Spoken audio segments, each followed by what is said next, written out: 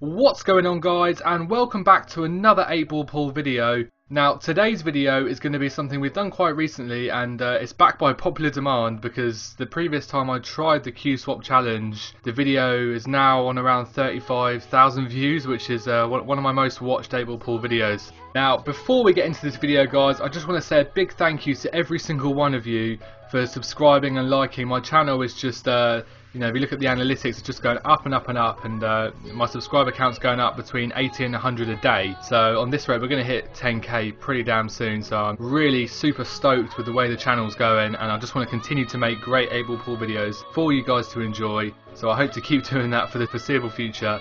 Now I know in the previous Q swap challenge video there was a few people in the comments saying maybe I should switch the Qs up a bit more, and on hindsight I think that's something that I should definitely do for this video. So when we swap out the Qs in between the shots, we're going to try and change up the strength. So we'll be using a weak Q and then we'll use a strong Q, and this is going to keep me on my toes and make it really interesting for you guys to watch, because I'm going to be constantly readjusting to the new type of Q that I'm using. So this should pump up the entertainment value for this video, guys.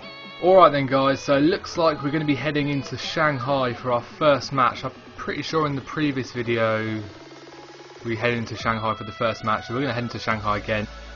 So we didn't get the break off, so we might actually get denied here right from the beginning, so let's hope we can have some luck with us today. So we're going to have to be a bit more on our toes with this one, guys, because as I said, the previous video I was using some similar strength Qs, and it could have been more difficult, so we're going to do it for real this time. And if he's going to cut that in the middle, it looks like the angle's slightly off there. And yeah, he's missed it, so that was a pretty poor opening shot. He had the whole table at his mercy there, so that was a pretty poor shot. So we're getting to the table nice and early, guys, and there's been a stripe and a spot potted. So we're going to go with the black hole Q and just use some interesting topspin there. Quickly go and change the Q. And we're going to use the Easter Q. That's a lot weaker than the black hole Q. Is a pretty powerful Q, so there's a big differential between the Easter Q and the black hole Q. So we're going to have to use some topspin here and hit it with quite a lot of power to actually get up the table.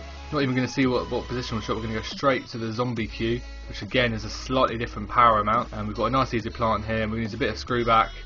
Not hit it too hard because we're a little bit wary of what the power of this Q is.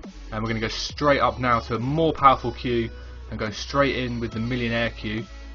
Once again, just playing some topspin. Sort of unnecessary there, but just want to put some distance between us and the next object ball. Now we're going to go and buy the Cowhides Q, which is pretty much one of the weakest Qs. There's terrible stats. And this is going to be an interesting shot because there's a lot of distance, so we're going to have to make sure we hit it with enough power. So you see, we hit it with so much power there, and with something like the black hole of the millionaire Q, you would have only had to use a tiny bit of power. So we're going to switch to the birthday Q, and it looks like we're going to get a nice easy run on this guy here after we missed his first shot. You know what, we'll do the black with the beginner Q. We're going to try and do as many blacks as we can with beginner Qs in this video, guys. So there we go, we have won our first match in about 2.5 minutes, so it makes you get a hurry on when you're having to switch Qs for every single shot, but it's going well so far. So we're off to a cracking start there, guys. That's our first match, nice and wrapped up in Shanghai. So I think for the next one, I think we might head into a no guideline room just to switch it up a bit. Alright then, guys, looks like we're going to head into Rome for this match. So the 2.5 million is on the line here, and we have to use a different Q for every shot, and we have got the break off. Now we can't possibly use this terrible Q, we're going to have to use a slightly more powerful Q, so we use the ebony Q just so we can get some action onto the break off, just to give us the best chance possible. And yeah, there's the second from the bottom ball break off has worked. So we're going to go and switch up. We're going to go and switch to the Tokyo Q. I don't think I've ever actually used this Q. Correct me if I'm wrong, guys, but I'm pretty sure I've never used the Tokyo Q in competition.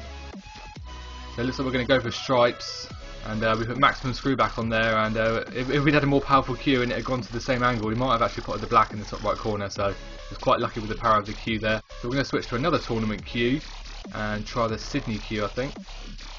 So we'll just play this nice and gentle, not take too many risks since we're using these bad strength Qs. We're going to go straight up to the Franken Q now, so it's quite a significant power increase for this one, guys. And so we'll just be stroking this one in nice and gentle. Yeah, that worked out absolutely fine. So we've got all the balls at our mercy here, guys. We've got 3 stripes in the centre of the table, and once we're going to use the candy Q here, and the black is in a pretty decent position too, so I can't really see a way we can mess this up. The only way is if we get caught out perhaps by the spin coming off a Q. So we're going to try not to put too much spin on, soon as we're still learning the different queues. We'll go to the insane queue now, which after the candy queue is a complete power increase by about 75%. So it looks like we're going to take this one by the pocket, and this leaves us a nice little roll into the middle pocket, and we should have the black plum on after that. So we're going to buy